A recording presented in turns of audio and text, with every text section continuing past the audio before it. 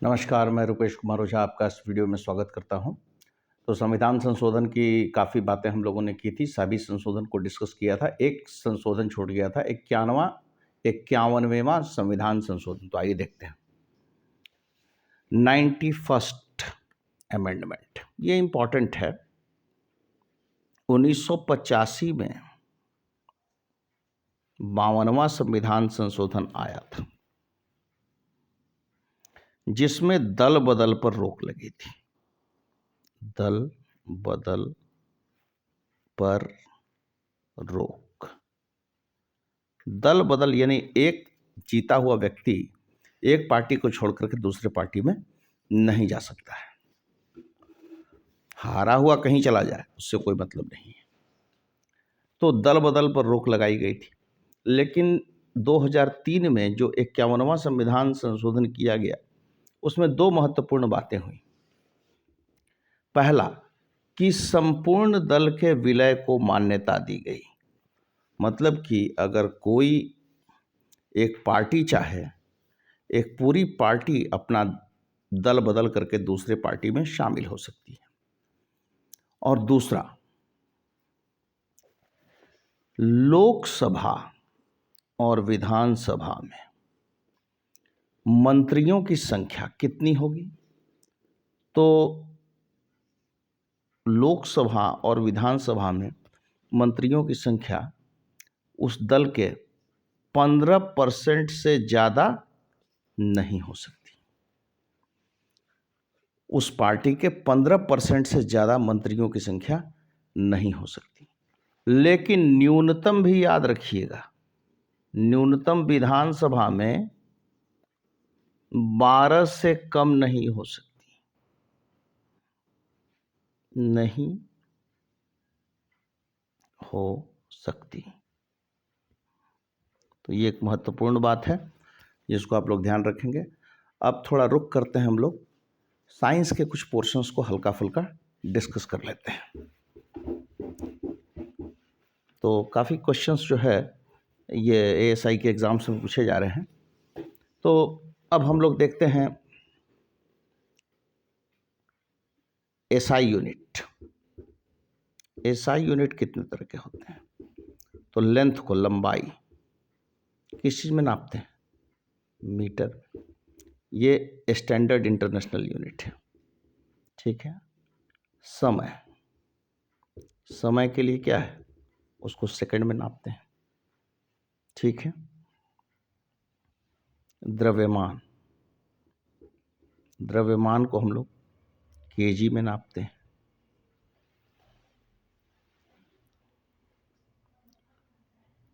उसके बाद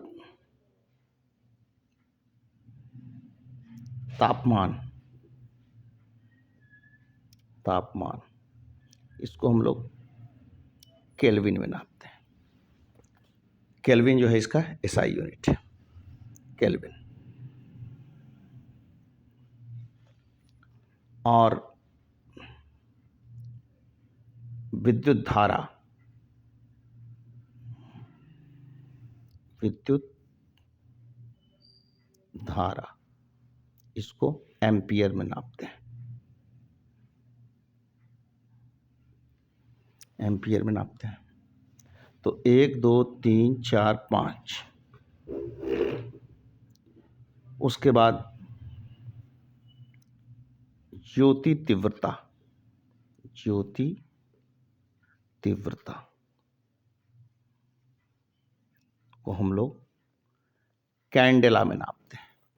सीडी मतलब कैंडेला।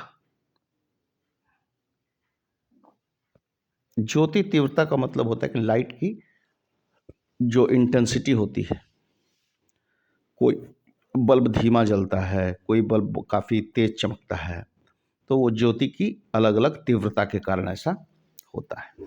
और एक है पदार्थ के द्रव्यमान। पदार्थ के द्रव्यमान की इकाई क्या है? मोल है, मोल। तो ये 7 फंडामेंटल यूनिट हुए, ये 7 मौलिक यूनिट हुए। इन्हीं 7 यूनिट को हम लोग कहते हैं फंडामेंटल यूनिट, यानी एसआई यूनिट। इसके बाद जो भी यूनिट बनाए गए सब डिराइव्ड यूनिट हुए, जैसे वेलोसिटी। वेलोसिटी का मतलब क्या हो गया? वेग। अब वेलोसिटी होता क्या है? विस्थापन, वेग, विस्थापन, विस्थापन, विस्थापन बटा समय। तो देखिए वेग का इकाई क्या हो गया? विस्थापन को हम मीटर में नाप सकते हैं और समय को सेकंड में नाप सकते हैं, तो इसकी यूनिट क्या हो गई? मीटर प्रति सेकंड। तो ये हो गया डिराइव्ड यूनिट, यानी फंडामेंटल यूनिट से डिराइव्ड यूनिट पैदा किए जाते हैं। उसी तरह से त्वरण। त्वरण, तो त्वरण क्या होता है भाई? वेग परिवर्तन के दर को त्वरण कहते हैं। मान लेते हैं पहले किसी का वेग था v1, अब हो गया बढ़ के v2, इसमें t1 टाइम था, इसमें t2 टाइम था, तो v1 से v2 हुआ t1 से t2 समय में, तो v2 माइनस v1 बटा t2 minus t1। v2 minus v1 को क्या लिख सकते हैं? वेग ही ना है, तो वेग का यूनिट क्या होता है? मीटर प्रति सेकंड, एसआई यूनिट में देख लीजिए। और समय का क्या होगा? सेकंड। त्वरण का यूनिट क्या हो जाएगा? मीटर प्रति सेकंड स्क्वायर। इस तरह से हम लोग, अब हम ध्यान दें कार्य, बल, बल की बात करें तो बल क्या होता है? फोर्स। फोर्स बराबर mass into acceleration. Newton law of motion हम आपने पढ़ा होगा सेकंड लॉ ऑफ मोशन में। तो द्रव्यमान को किस चीज में नापते हैं भाई? केजी में नापते हैं।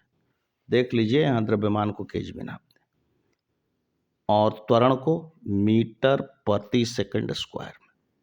तो 1 केजी मीटर प्रति सेकंड स्क्वायर, इसी को 1 न्यूटन कहते हैं। यह हुआ किलोग्राम मीटर सेकंड में अगर हम नापते हैं तो। और इसको सीजीएस सिस्टम में नापें, मेजर करें तो क्या होगा जरा देखें। तो सीजीएस सिस्टम का मतलब होता है सीजीएस प्रणाली। सीजीएस प्रणाली में अगर इसका मेजरमेंट हम करें तो सेंटीमीटर में लंबाई को नापेंगे, दूरी को, ग्राम में हम द्रव्यमान को नापेंगे और सेकंड तो समय के लिए है। तो 1 केजी 1 न्यूटन बराबर 1 केजी मीटर प्रति सेकंड स्क्वायर। अब 1 केजी को हम क्या लिख सकते हैं? ग्राम में 1000 ग्राम इंटू मीटर को सेंटीमीटर में लिखेंगे तो 100 सेंटीमीटर, ठीक है। और सेकंड तो सेकंड में ही हो गया, 1 सेकंड प्रति सेकंड स्क्वायर, प्रति सेकंड स्क्वायर। तो कितना हो गया? 3 जीरो और 2 जीरो, यानी 10⁵ ग्राम सेंटीमीटर पर सेकंड स्क्वायर। तो 1 न्यूटन बराबर होता है 10⁵ ग्राम सेंटीमीटर पर सेकंड स्क्वायर। और 1 ग्राम सेंटीमीटर पर सेकंड स्क्वायर को हम लोग 1 डाइन भी कहते हैं। तो उसी तरह से ये हो गया 1 न्यूटन बराबर 10⁵ डाइन। उसी तरह हम लोग वर्क को भी देख लेते हैं कि कार्य की इकाई क्या होती है। जरा देख लें जूल क्या होता है। तो कार्य बराबर क्या होता है? बल गुने विस्थापन। इससे प्रश्न प्रायः पूछे जा रहे हैं। अब साइंस में थोड़ी गहराई की बात हो रही है। तो फोर्स का हो गया unit force into displacement. Force क्या हो गया? 1 न्यूटन का अगर बल लगता है तो 1 न्यूटन का फोर्स लगे और विस्थापन 1 मीटर का हो तो कार्य 1 जूल का माना जाएगा।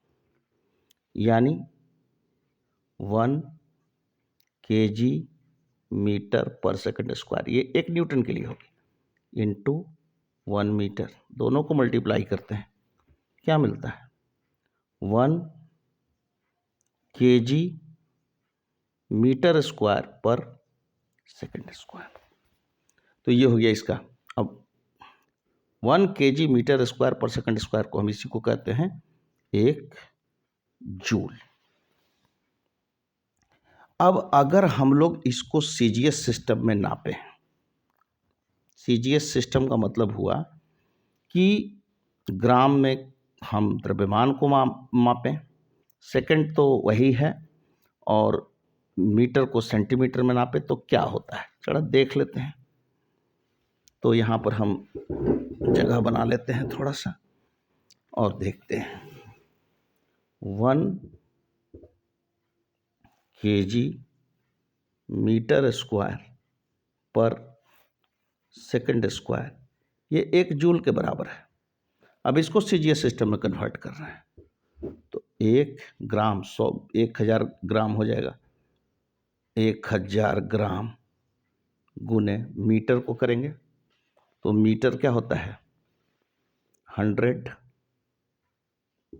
1 मीटर में 100 सेंटीमीटर, इसका स्क्वायर हो जाएगा, और सेकंड तो एज इट इज रह जाएगा, ठीक है। तो ये क्या हो गया 100 पर पावर 2 यानी 10,000, और 1000 यानी 10 पर पावर 7 ग्राम सेंटीमीटर स्क्वायर पर second square. 1 gram centimetre square पर सेकंड स्क्वायर को हम लोग 1 अर्ग कहते हैं, 1 अर्ग कहते हैं। तो जब 1 अर्ग इसको कहते हैं, तो यहां ध्यान दीजिएगा, ये 1 जूल कितना अर्ग के बराबर हो गया 1 जूल 10 पर पावर 7 अर्ग के बराबर हो गया, ठीक है। अब हम लोग डायमेंशनल फॉर्मूला लिखना शुरू सीखेंगे। डायमेंशनल फॉर्मूला क्या होता है, द्रव्यमान के लिए हम लोग m का प्रयोग करते हैं, दूरी के लिए, लंबाई के लिए, लंबाई या दूरी एक ही बात है, l का प्रयोग करते हैं, समय के लिए हम लोग डायमेंशनल फॉर्मूला t का प्रयोग करते हैं। तो 1 न्यूटन बल का डायमेंशनल फॉर्मूला, तो बल क्या होता है न्यूटन, केजी मीटर पर सेकंड स्क्वायर, तो केजी क्या हो गया m, मीटर क्या हो गया l, पर सेकंड बाई टी स्क्वायर, तो हो गया m l t -2, ये बल का डायमेंशनल फार्मूला हो गया। वेग का डायमेंशनल फार्मूला देखिए क्या होगा, तो वेग का डायमेंशनल फार्मूला में क्या होता है विस्थापन बटा समय, तो ये हो गया एल टी इनवर्स। अब यहाँ पर कहीं कहीं लोग m बराबर 0 एल टी इनवर्स लिख देते हैं, m 0 का मतलब कि कुछ नहीं 1, समथिंग पावर 0 इक्वल टू 1, तो ये आप लिखिए अथवा नहीं लिखिए, इससे कोई फर्क नहीं पड़ता, मेन यही हो गया। और इसको इस तरह के ब्रैकेट में, बिग ब्रैकेट में बंद करना पड़ता है। उसी तरह से त्वरण का डायमेंशनल फार्मूला लिखना हो, तो त्वरण ये हो गया मीटर प्रति सेकंड स्क्वायर, और ये एल क्या हो गया एल और second by T square, L T -2, ये इसका डायमेंशनल फार्मूला हो गया। बीमा सूत्र जिसको कहते हैं, उसी तरह से हम कार्य का भी बीमा सूत्र लिख सकते हैं,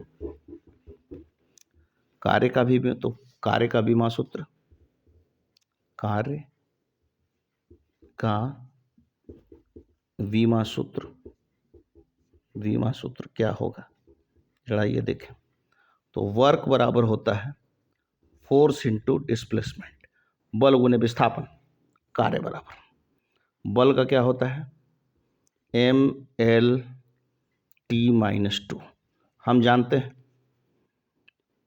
इनटू क्या हो गया ये सेकंड मीटर, तो ये एक और एल आ गया, तो ये हो गया ml स्क्वायर t-2। ये हो गया कार्य का बीमा सूत्र। अब कार्य किया गया जो है वो ऊर्जा में कन्वर्ट हो जाता है, तो ऊर्जा का बीमा सूत्र यही होगा। अब जड़त्व आघूर्ण, moment of inertia, moment of inertia, इसका बीमा सूत्र कैसे लिखेंगे? तो मोमेंट ऑफ इनर्शिया जो होता है इसको हिंदी में कहते हैं जड़त्व आघूर्ण, आघूर्ण। तो इसको mr स्क्वायर से डिनोट करते हैं, यानी द्रव्यमान और ये r का स्क्वायर। क्या होता है इसके विषय में डिटेल्स बाद में हम लोग करेंगे, जब डिटेल्स में जड़त्व आघूर्ण के बारे में, मोमेंट ऑफ इनर्शिया के बारे में पढ़ेंगे। तो ये समझ लीजिए कि रोटेशनल डायनेमिक्स में जो मास का काम जो होता है वो न्यूटन्स लॉ ऑफ मोशन में जो एक जो हमारा जो कोणीय जो इसको हम लोग कहते हैं घूर्णन गति, तो घूर्णन गति में जो मोमेंट ऑफ इनर्शिया का रोल होता है, रेखीय गति में वो द्रव्यमान का रोल होता है। तो जड़त्व आघूर्ण वहीं से कॉन्सेप्ट आया है। तो इसका डायमेंशनल फार्मूला m के लिए m लिखेंगे और RL हुआ तो L पर पावर 2 ml स्क्वायर हो गया, और इसको ऐसे ही कर देंगे। उसी तरह से हम किसी भी चीज़ का डायमेंशनल फार्मूला चाहें तो बहुत आसानी से लिख सकते हैं। अब एक छोटी सी बात,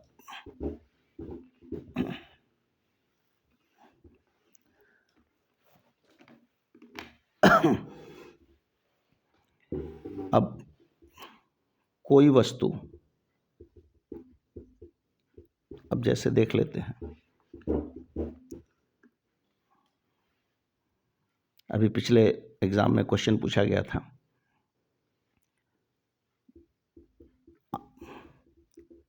कोई वस्तु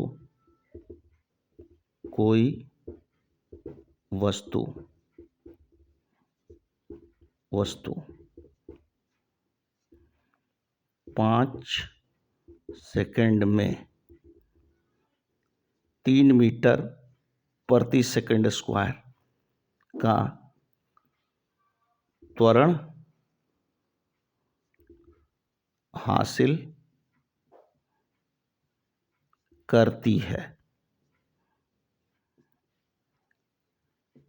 तो है, और आरंभिक वेग 0 है, आरंभिक वेग 0 है, यानी विरामावस्था से स्टार्ट करती है। रेस्ट में थी और वो स्टार्ट किया और 5 सेकंड में 3 मीटर पर सेकंड स्क्वायर गया। तो अंतिम वेग बताइए, अंतिम वेग और दूरी कितनी तय की गई वो बताइए, ये दोनों हमको बताना है। तो 3 फार्मूला आप लोगों ने पढ़ा भी होगा, बहुत सी किताबों में मिल जाता है। v बराबर होता है u प्लस at, वेग परिवर्तन की दर को त्वरण कहते हैं, तो अंतिम वेग माइनस प्रारंभिक वेग बटा समय, तो वेग परिवर्तन में लगा समय त्वरण हो गया। तो इस फॉर्मूले से ये फॉर्मूला आ गया, और s बराबर होता है ut plus half at square, और v स्क्वायर बराबर होता है u स्क्वायर प्लस 2s। तो ध्यान देने योग्य बात है कि वस्तु का आराम से नहीं, u जो है 0 हो गया, आरंभिक वेग 0 है या विरामावस्था से स्टार्ट कर रही है, और a जो हो गया उसका त्वरण जो हो गया 3 मीटर प्रति सेकंड स्क्वायर है। तो v अंतिम वेग कितना हो जाएगा, v बराबर u प्लस at, यानी 0 प्लस a का वैल्यू कितना हो गया 3, 5 सेकंड का समय लगा, तो 15 मीटर पर सेकंड का वेग वो हासिल कर लेगी। और इसमें दूरी वो कितना तय करेगी, तो दूरी कितना तय करेगी वो भी हम निकाल सकते हैं। s बराबर ut plus half at square formula से भी हम निकाल सकते हैं, और इससे भी निकाल सकते हैं। इसी से पहले निकाल के दिखाते हैं। तो u तो 0 है, t कुछ भी हो तो ये 0 हो जाएगा। तो s बराबर हाफ AT²। अब देख लीजिए 1/2, a कितना दे दिया है भैया, 3 मीटर पर सेकंड स्क्वायर का, मीटर पर सेकंड स्क्वायर 5 सेकंड में, ठीक है। दूरी बनती है 15/2 यानी 7.5 मीटर की दूरी वो तय करेगी। यहाँ से भी अगर आप निकालिएगा तो वही बात आएगा। देख लीजिए v² बराबर u² प्लस 2s। यहाँ पर v जो हो गया वो हमको निकाल चुके हैं कितना, 15 मीटर पर सेकेंड। तो v² 15 का स्क्वायर हो गया बराबर, अब u² तो 0 हो गया, प्लस 2 इंटू a का वैल्यू 3 हो गया सेकेंड्स, और s का वैल्यू कितना हो गया, s का वैल्यू फिर आपको निकालना पड़ेगा कितनी दूरी तय की। तो ये बेटर है, s हमको निकालना है। तो चलिए हटाइए, ये आ गया। अब इससे हम लोग निकाल सकते हैं v² बराबर u², तो ये 0 हो गया। और इस तरह से हम लोग भी हमारा जो है 15 225 बटा 2/6। तो इस तरह से हम लोग सवाल बना सकते हैं। तो s बराबर ut प्लस हाफ AT² पर ही सवाल बन जाएगा। t² हम लोगों ने नहीं किया था, 5 का स्क्वायर होना था यहाँ पे, सॉरी थोड़ा सा कैलकुलेशन मिस्टेक हो गया। हाफ इंटू 3 इंटू 5 का स्क्वायर होगा, तो 25 3 75, 75/2 यानी 37, 37 दूना 37.5 होगा। इतना मीटर का दूरी तय करो। तो यहाँ पर भी देख लीजिए वही होगा, 15 का स्क्वायर हो गया और ये हो गया आपको 2 3 6, तो 225 में आप 6 से भाग दे दीजिए तो s निकल जाएगा, 6 से भाग दे दीजिए, 3 से 6 से भाग दीजिए, 225 में 6 से, 6 3 18, 6 चौक 24 हो जाएगा, 12 में से 8 गया 4, 5 उतरेगा, 6 7 42 कट गया, 3 आएगा दशमलव दे के 0, 6 पते, इस फॉर्मूला से भी 37.5 मीटर की दूरी आ गई। तो इस तरह से क्वेश्चंस पूछे जाएं तो आप सवाल बना सकते हैं। अब कभी कभी लाइट में, प्रकाश के क्वेश्चन में प्रतिबिंब की स्थिति वगैरह के विषय में पूछता है, तो ये याद रखिएगा, अगर हमारा समतल दर्पण है, समतल दर्पण है, समतल दर्पण है, तो उसमें केवल काल्पनिक प्रतिबिंब बनेगा, काल्पनिक प्रतिबिंब, प्रतिबिंब।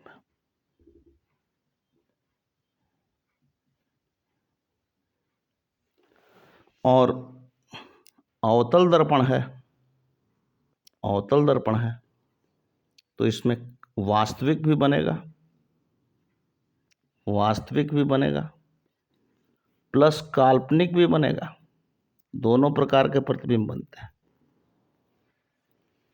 लेकिन उत्तल दर्पण अगर होगा, उत्तल दर्पण,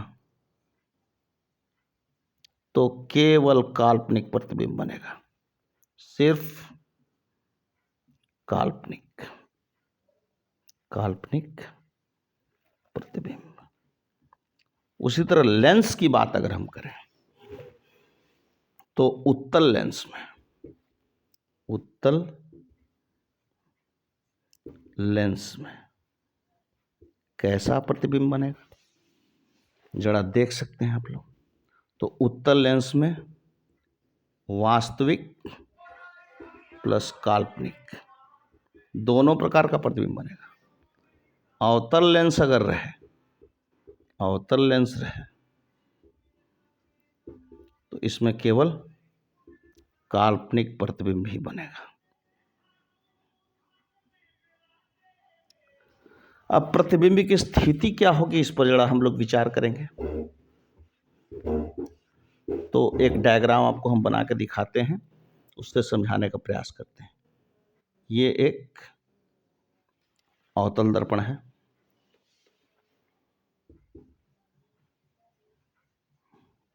ये इसका ध्रुव है, बीचों बीच वाला पोजीशन। ये इसकी वक्रता का केंद्र है, इसको सेंटर ऑफ कर्वेचर कहते हैं। और ये सी है। दर्पण के मुख्य अक्ष के समानांतर कोई भी किरण जाती है तो परावर्तन के बाद एक बिंदु से होकर गुजरती, इसको फोकस कहते हैं। ये हो गया आपका फोकस। अगर वस्तु अनंत पर रहे तो उसका वास्तविक प्रतिबिंब कहां पर बनेगा? फोकस पर बनेगा। जैसे देखिए, यहां अनंत से आने वाली किरणें समानांतर होती हैं, तो प्रतिबिंब कहां पर बना? फोकस पर बना। वस्तु अगर वक्रता केंद्र से दूर रहे, ऐसे देख लीजिए, ये बना लिया मैंने आपके सामने। ये F है, ये C है, और यहां पर कहीं वस्तु है। एक किरण ऐसे आएगी जो फोकस से होकर गुजर जाएगी, और एक किरण जो वक्रता केंद्र से जो किरण होकर जाती है, वो जिस दिशा में जाती है उसी दिशा में वापस लौट आती है। तो प्रतिबिंब कहाँ बना? F और C के बीच, जो वस्तु से छोटा होगा। और इसी तरह से अगर वक्रता केंद्र पर वस्तु हो जाए तो उसका प्रतिबिंब भी वक्रता केंद्र पर ही बन जाएगा। लेकिन अगर कोई वस्तु, या अवतल दर्पण की बात कर रहे हैं, ये फोकस है, ये ध्रुव है, ये वक्रता का केंद्र है, और यहां पर कोई वस्तु, तो मुख्य अक्ष के समानांतर जाने वाली किरण फोकस से होकर गुजरेगी, ऐसे चली जाएगी। और एक किरण जो है वो यहां से जाएगी। कहां से जाएगी? फोकस से होकर जाएगी। तो जो किरण फोकस से होकर जाएगी वो मुख्य अक्ष के समानांतर है, उसका प्रतिबिंब सी के इधर बनेगा, वक्रता केंद्र से दूर और वस्तु से बड़ा, वास्तविक। और वास्तविक प्रतिबिंब सदैव उल्टा होगा। वास्तविक प्रतिबिंब कभी भी सीधा नहीं होगा, सदैव उल्टा है। वस्तु ऐसे रहेगी तो प्रतिबिंब ऐसे रहेगा, और काल्पनिक प्रतिबिंब हमेशा सीधा बनता है। उसी तरह से अगर वस्तु फोकस पर चली जाए, यानी कोई भी वस्तु को हम फोकस पर रख दें, फोकस पर, तो यहाँ से दो प्रकार की किरण निकलेगी। एक तो मुख्य अक्ष के समानांतर जो फोकस से होकर जाएगी, और एक सी है, तो ये किरण ऐसे जाएगी और यहीं से टकरा के वापस लौटेगी और सी से होकर गुजरेगी, और दोनों समानांतर किरणें कहाँ पर मिलेंगे? अनंत पर मिलेंगी। तो वस्तु अगर फोकस पर रहे तो उस अनंत पर। अब इसमें एक और कॉन्सेप्ट आता है जिसमें कि ये सब तो वास्तविक प्रतिबिंब बने, अब अवतल दर्पण में काल्पनिक प्रतिबिंब बनेगा तो वो कैसा बनेगा, ये देखने लायक बात है।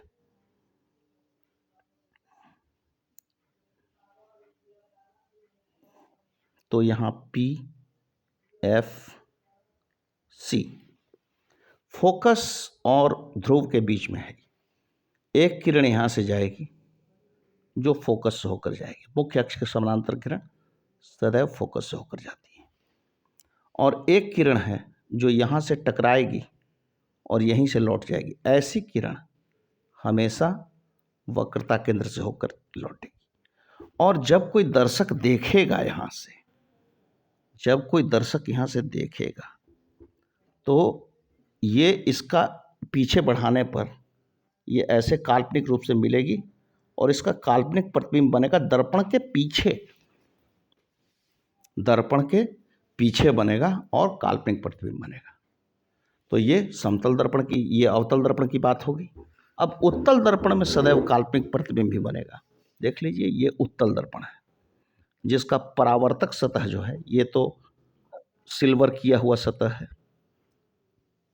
और ये है कोई वस्तु है, ये फोकस है, ये सी है। एक किरण मुख्य के समानांतर जाएगी जो फोकस से आती हुई प्रतीत होगी। एक किरण जो सी को टारगेट करेगी लेकिन इसी दिशा में लौट आएगी, लेकिन बढ़ाने पर काल्पनिक रूप से यहां पर पहुंचेगी। तो यहां काल्पनिक प्रतिबिंब बना। तो अवतल में काल्पनिक और वास्तविक दोनों, लेकिन ये उत्तल दर्पण में केवल काल्पनिक प्रतिबिंब ही बनते हैं। और इसी के साथ अपना हम लोग क्लास समाप्त करते हैं। अगले क्लास में फिर मिलेंगे। अभी थोड़ा सा कॉन्सेप्ट दिया है, समय कम है और थोड़ी बहुत जानकारी आप लोगों को मिल गई, इससे आप लोग आगे बढ़ाइए। कल समय मिला तो और कुछ जानकारी देंगे। धन्यवाद।